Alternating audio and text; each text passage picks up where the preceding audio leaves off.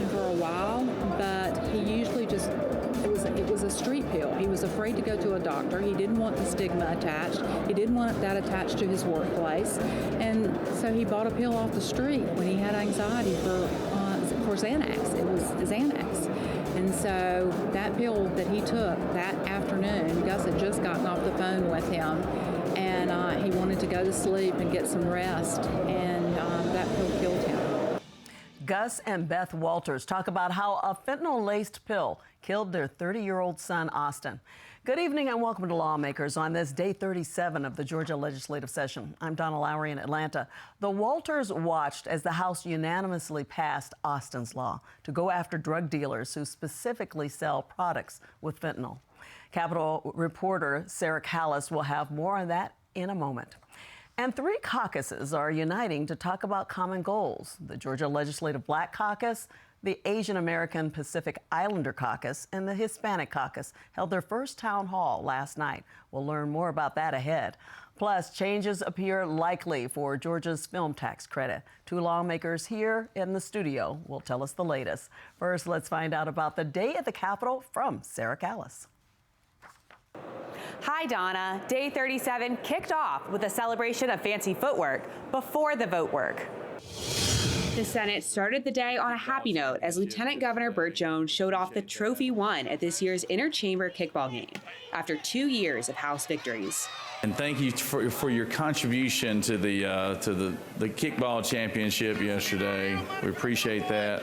Senator from the 2nd was big in that, and the House, man, they tried to cheat again this year, man. I'm glad we were there to watch them this year. So they had all these interns wanting to play, and they wouldn't let them play, and they just kept running the same 5 people the whole time. So, I mean, it was,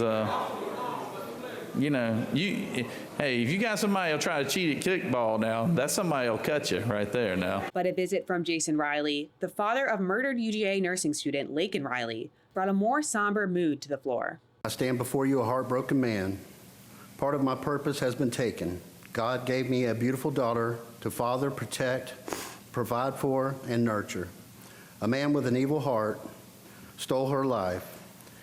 He was in this country and in this state illegally. My vision for every senator in this chamber is that you protect citizens from this illegal invasion. Please recognize over 1 million illegal aliens are in this state and making families nervous. Please recognize Athens-Clarke is a sanctuary city, and this policy and the lack of action led to the murder of my daughter. 3 hours after they gabbled in, they finally got down to business and started to debate bills. HB 935, called the Back the Blue bill, was a gutted House bill that was substituted with a bill that the Senate passed last year, but didn't pass in the House. When they do their vehicle registration, there'll be a voluntary checkoff on the registration to contribute $5 to the Back the Blue Fund, which will be collected by the Department of Revenue, then distributed annually to the Georgia Sheriff's Association, who will then distribute it equally to all 159 sheriffs. They also passed 2 House tax bills, HB 1015, which will reduce the individual tax rate from 5.49% to 5.39%. What this means is that in just one tax year, we'll realize a 36 basis point tax cut in our state's individual income tax rate, reducing taxes year to year by approximately $1.1 billion and keeping dollars in the pockets of hardworking Georgia taxpayers. In HB 1023, this bill reduces the corporate tax rate to the same 5.39 individual rate that the previous bill did. There is a lot of research that says that there's more economic activity gained by lowering the corporate rate than the personal rate, so this would put it down equal with the personal rate. Both bills were passed along party lines. The House overwhelmingly passed a bill that codifies a fund for teachers to use to purchase supplies for their classrooms. SB 464 also includes language for reading screeners. Also today, members approved a measure that would increase penalties for fentanyl-laced drugs. And in my district, in the last month, I've had 3 overdoses of fentanyl. And this is something we've got to address. Okay, I'm through that, folks. What we've done here, thank you. What we've done here is given a tool to our district attorneys and our judges to be able to go after people that are selling and manufacturing fentanyl and putting it in drugs. SB 465 allows prosecutors to charge people who sell drugs laced with fentanyl with a felony involuntary aggravated manslaughter if someone dies from the drugs. The issue was personal for some members. I grew up with him, went on vacation together, me and my brothers. I mean, he was a cousin, but he was a brother to us. He died last June 28th, 2023. He had struggled for a number of years with drug abuse. He had found his way. He went to technical college, gained a skill. He was crushing it in life, and he had one slip up and went to sleep, never woke up. The bill passed unanimously. SB 465 was named after a Lowndes County man who died of a fentanyl overdose. His parents visited the Capitol today.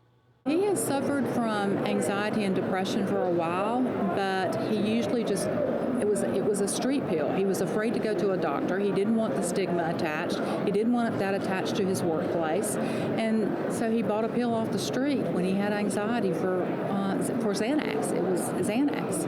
And so that pill that he took that afternoon, Gus had just gotten off the phone with him, and he wanted to go to sleep and get some rest, and that pill killed him. After lunch, the House debated the role of labor unions with SB 362. The Kemp-backed bill provides economic incentives to companies who place restrictions on labor unions. Supporters say the bill protects employee privacy. This is a pro-worker bill because it's protecting their privacy as an employee to how they wish to vote. I would remind us that every one of us in this building was elected on a secret ballot. We're here under that process. Opponents said that by being less accommodating to unions, the bill could worsen the labor shortage Georgia is already facing. This bill epitomizes government overreach by punishing businesses for doing things the way they want to do it. That's what this bill does. The bill passed 96 to 78. Late in the day, the Senate gave final passage to the House's version of SB 465. They also approved the school vouchers bill. That's all from my Capitol Report. Back to you, Donna. Thank you, Sarah, for that wrap-up. It appears changes to Georgia's popular film tax incentives are underway. Joining us to talk about that and more are the Republican chairman of the House Creative Arts Entertainment Committee, Representative Casey Carpenter of Dalton. He is also secretary of the House Industry and Labor Committee, and Democratic Representative Inga Willis of Atlanta. She's on the House Small Business Development and the State Planning Community Affairs Committees. Welcome to Lawmakers. I really appreciate you being here because you've got to go back to go talk about the bill that we want you to be there to see a Senate Finance is looking at it? That's right. And this is dealing with Georgia's film tax credit. Yeah, so tell us about that. About 20 minutes I have to be back to committee. So 1180 we passed out of the House, I think 130 votes. But basically what I think it does is it makes the film industry sustainable in the state of Georgia. It puts guardrails on the expenditures for the state so that it matches the top line revenue number with 2.5% for transferable credits. What that means in layman's terms is over $900 million currently would be allowed to be credits issued for film that are transferable. Okay. And so this limit would grow as the state budget grows. Before now, it was obviously it didn't have limits, but we felt like to be fiscally responsible, it was smart to put limits on it. How would you describe how the industry is doing now and the reason behind the need for this? Yeah, the industry's doing better. Obviously, there was the strike last year.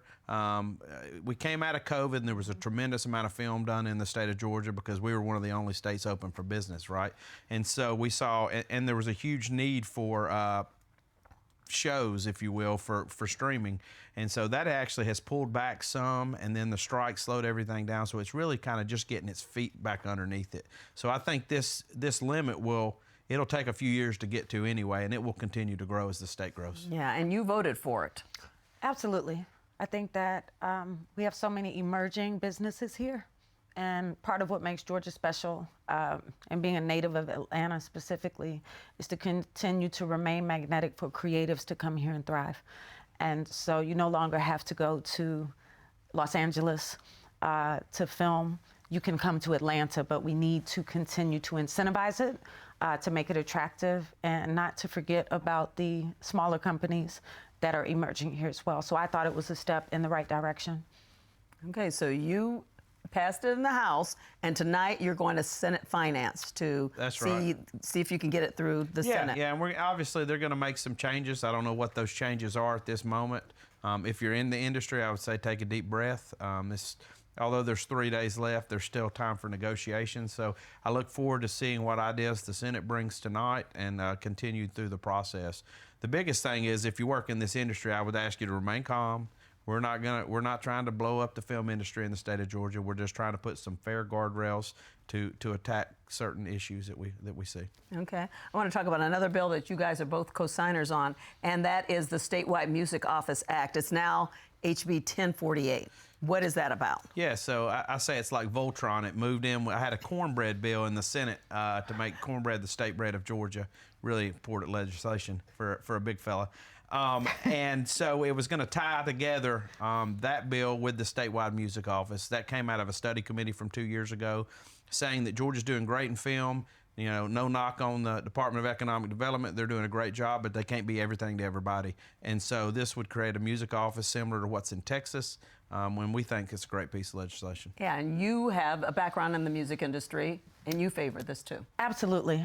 And emerging in the music industry, you know, starting in high school, there was no statewide music office. There was just talent and aspiration. You had to move to New York. We had labels here, things of that nature. So I think aggregating our resources, having someone, you know, over what is available, you know, that allows us to create workforce pipelines for students that want to be engineers more than just on stage. So I'm extremely hopeful, although now it's, you know, cornbread music, that we can get where we need to be, because there are no perfect bills, but there are steps in the right direction. And so this is something that we completely agree upon. So will the cornbread bill die too, or is that still part of it? No, it's part of it. Okay. I said it's like Voltron, it joins together. Okay. So now it's two bills in one. God. Even better. All right. And you feeling pretty good about it at this point? You know, it's early. We didn't get to vote on the statewide music office over the last couple of years in the House, so it's going to be interesting to see how that plays over. I think there's enough momentum for it. It's, you know, obviously time short on that one, so it's going to be hard to say what happens. Yeah, so for people who don't understand, it didn't pass over in crossover day. It wasn't voted on in the House. Right. So that's why you had to add it to something for it to have any chance of making it. Correct. And it's not a huge novel idea, right? Georgia's known for their music. We got great pockets of music all over the state. We have forever. Macon, Albany, Atlanta, Athens, you know, all these fantastic places for music. So we're just saying let's bring it all together and let's create some unity. Yeah, and certainly your music background, you've been nominated for Grammy a whole bit. So. I just think it's great to add more resources to the talent pool that's here, and it is my hope and the hope of my colleague as well that we could get music on par with where we have the film industry at moment, and this is the first step in that direction. Okay, I want to change gears a little bit. You want to talk a little bit about a bill that's on its way to the governor's office dealing with cash bonds. Your feelings about that? Sure. Again, we go through a rigorous process, and we differ in some spots and we align in others. But one thing I'm steadfast in is not to criminalize poverty. And I believe that this is one of those bills that not just hints at that, but effectuates that. And when I think of being a Georgian and the privilege that I've received in a powerful education in a two-parent home, an opportunity in arts saving, you know, and edifying my life, you know, I say, you think the most expensive thing you can be in Georgia is a doctor or striving to become an attorney or an entrepreneur, but the most expensive thing you can be in Georgia is poor. And you feel cash, that this... Yes, for those who cannot afford cash bail, it leaves them in an already clogged system. And speaking with our sheriffs, the jails are already overcrowded. So if you can't make cash bail for an offense that you know, is typically a nonviolent offense, something that, you know, is not going to keep you in the system anyway, it exacerbates an issue that we already have. It also criminalizes bail funds, like churches and things like that. It puts a limitation on how many times they can do that. And a lot of black churches in the tradition have done that for a long time. So this is a bill that I spoke against, and one that I still have issue with, but this is where we are.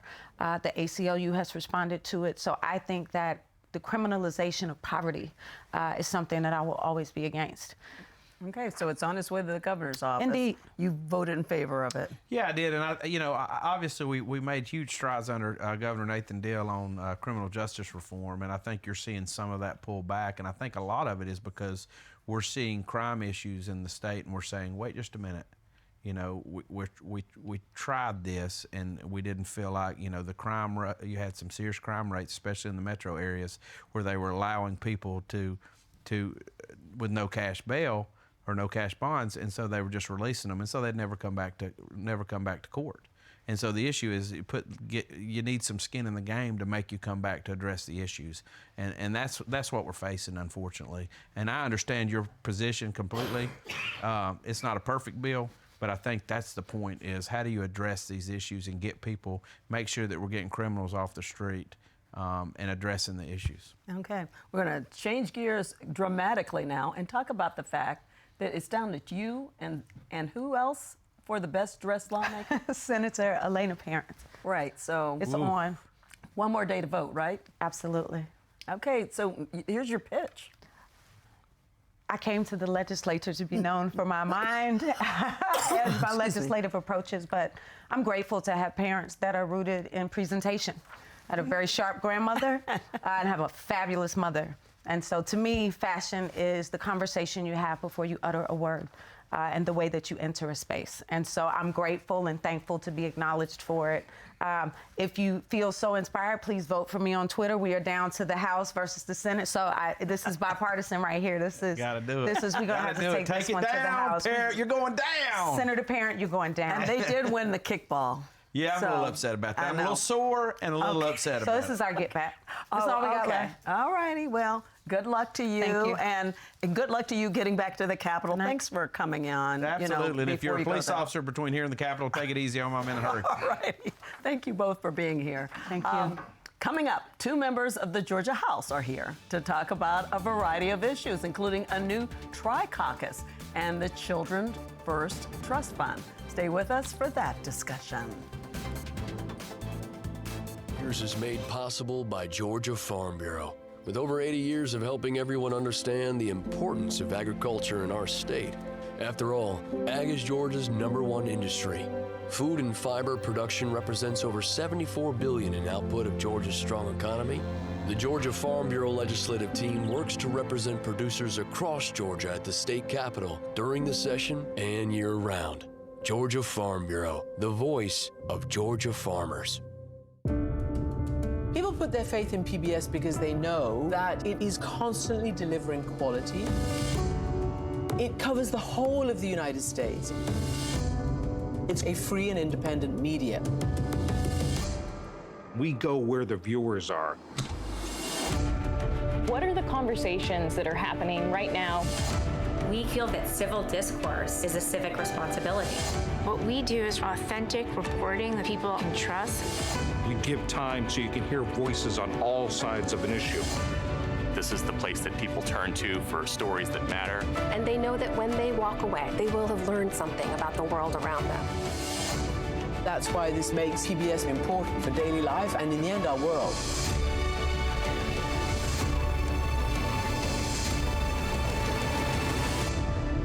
Thank you for joining us.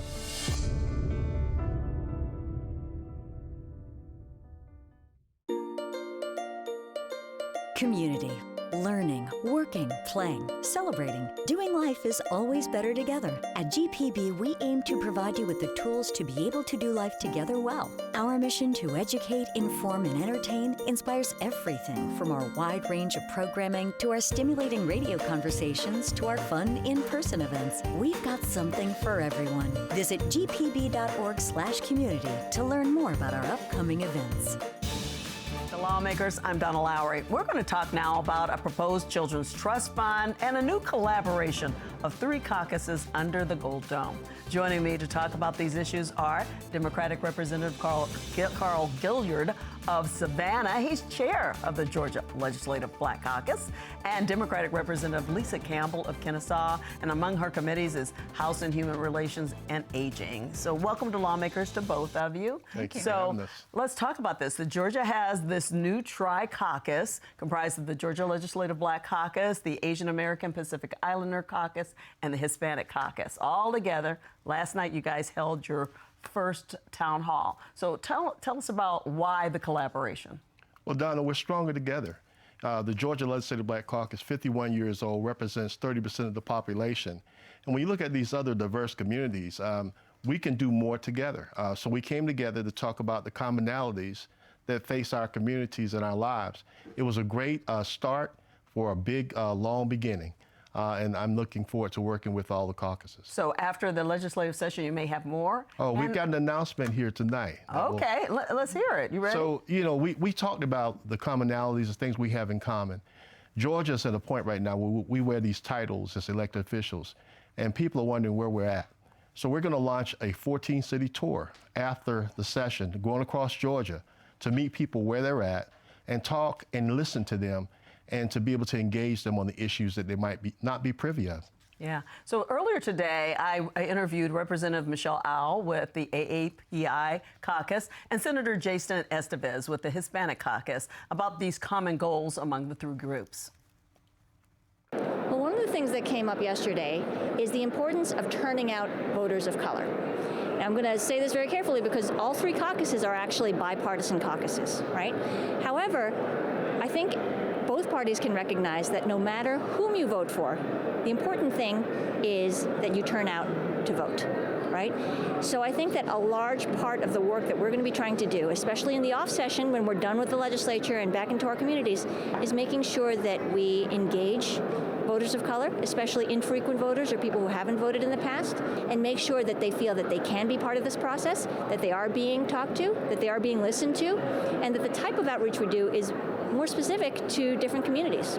For example, with the Asian American Pacific Islander community and any immigrant community, we have to recognize that a lot of people don't speak English as a first language, even if they are a naturalized citizen who can vote, right? So having that kind of outreach in language, right? Translating election materials, doing ethnic press, people who are, newspapers and magazines for specific language groups or for specific communities is going to be a really important part of that work. And sometimes it takes people from that community to recognize the importance of that type of investment. I think that focusing in on healthcare, on small businesses, on supporting our small businesses, because our respective caucuses, we all have entrepreneurial spirits in our respective communities, and ensuring that we're supporting those small businesses is incredibly important, whether that's through workforce development, whether that's through tax incentives, whether that's through providing minority contracting opportunities. All those issues are common to all three caucuses. With public education, ensuring that we have high-performing, high-quality schools in every neighborhood. That's something, whether you're a Democrat or a Republican, you can agree on. How we get there, that might take more conversation. What are some of the things that people talked about last night at that town hall? Well, first of all, building bridges. This is so important that the diverse communities. The other thing to the left, economics. We talk about the focus of the 2024 election. We're bipartisan, but we understand that we had Democrats and Republicans in the room, but we want people to vote.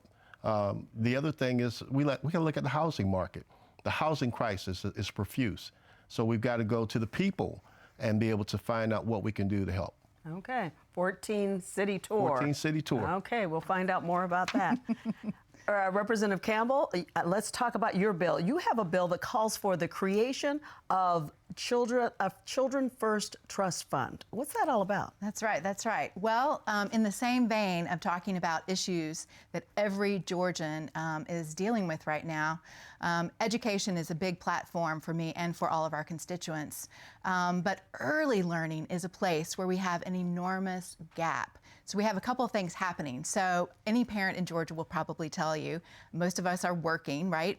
We have about 70% of parents in Georgia who are working, but the cost of childcare is increasing and has been for at least the last decade. And during COVID, we had a lot of federal funds that were coming to help us. DECAL in Georgia is the department that helps our children, and we have a program called CAPS, which is Children and Parent Services. And these funds were going to help the parents who were struggling struggling the most to cover the high rising cost of childcare. Well, that funding ended this past fall. And so we have an enormous gap to fill and make sure that our parents can get the coverage that they need. So the Child Care Trust Fund is a new idea to take $2 billion from, we have $16 billion, you might have heard, in reserves right now, funds that are sitting there with services that our parents need. So the idea is that those dollars would be invested into this trust fund that would be self-funding over time. And as the fund grows, we could then help more and more parents cover the important cost of early learning and childcare. And one of the reasons this is so important, we've seen decreasing academic outcomes with our students, emphasis on literacy. And we know that early learning, that the brain development, all the science shows us that the most learning that happens is in that 0 to 3, 0 to 5 time frame. So that's why I've introduced this bill to really put emphasis on early learning and prioritize that here in the state of Georgia. Okay, we'll keep up with that. Before our time is over, I want to talk about, you have a bill to preserve the Weeping Heritage Corridor. Talk about that. Historic landmark legislation, House Bill 1425. In 1859, over 400 slaves were sold by a plantation owner named Mr. Butler. He was trying to reduce his debt. 329 of them were sold in Savannah's market. They said that those 2-day period that God wept. It's called the Weeping Times. So this corridor will stimulate economic development in those neighborhoods in Savannah, tell the story, and preserve the property. Jesse Petrie, Representative Jesse Petrie, just did a resolution that passed committee today to reserve and preserve the property. So we're working to continue to tell the history, but stimulate economic development. So it'll be something that kind of preserves that and tells the story that a lot of people don't know. You know, those slaves, Savannah's the port entry of slavery, one of the 3rd port entries next to Charleston, Virginia. And those slaves were brought in there unwillingly, and they were sold. There were actually 300 and I think 7 additional ones that were not healthy to sell. So they were sold. This area is a historic boundary. So number 1 tourism in Savannah is African-American tourism. This will help tourism, economic development, and preservation.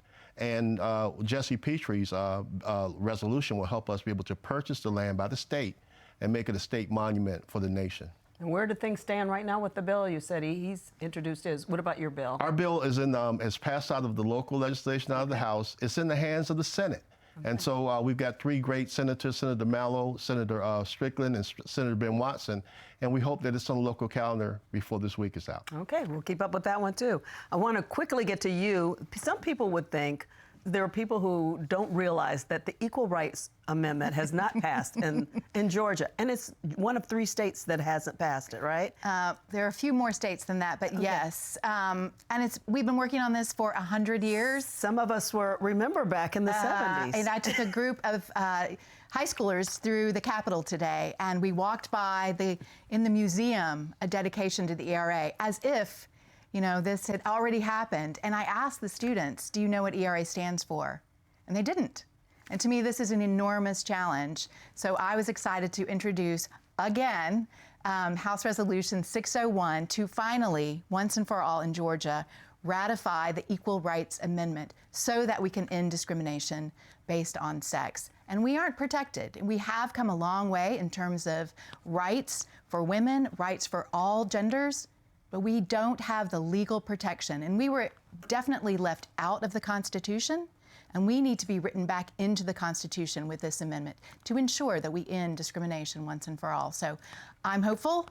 It's been 100 years. It may not happen this session, but we are not going to stop this work to make sure that we ratify it here in Georgia and in the U.S. once and for all. Yeah, it comes up every year, but you're going to bring it up every year until something happens. Energy, and we have a lot of things that are going to be planned for after session, so we'll keep you posted. We're going to be I'm going to talk to you about that tour. We want to talk about what does this mean for all of our communities as well. All right. We're ready. Thank you so much for being here. That does it for Lawmakers today. Tomorrow, we'll talk about legislation dealing with workforce development and more. Have a good night.